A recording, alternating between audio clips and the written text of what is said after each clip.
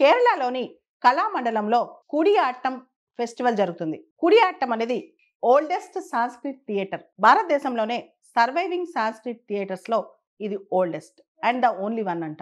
యాక్చువల్‌గా ప్రాపర్ నాట్య శాస్త్ర గైడ్‌లైన్స్‌తో ఒక సాంస్క్రిట్ థియేటర్ ఇలా సర్వైవ్ అవ్వటం ఇదే మొదటిసారి, చివరిసారి అంటున్నారు. కుడియాట్టంకి అంత పాపులారిటీ ఉందన్నమాట. కుడియాట్టం అనేది ఆర్టిస్టులు ఫేస్‌కి పెయింటింగ్స్ అన్నీ యేసుకుంటారు. కుడియాట్టం వల్ల కథాకళి కూడా ఇన్‌స్పైర్ అయింది అంటారు. యాక్చువల్లీ కుడియాట్టంలో చెక్కియార్సు, నంబియార్సు ఇద్దరుంటారనమాట. చెక్కియార్సు మేల్ క్యారెక్టర్ యేస్తే, నంబియార్సు ఫీమేల్ క్యారెక్టర్ యేస్తారు.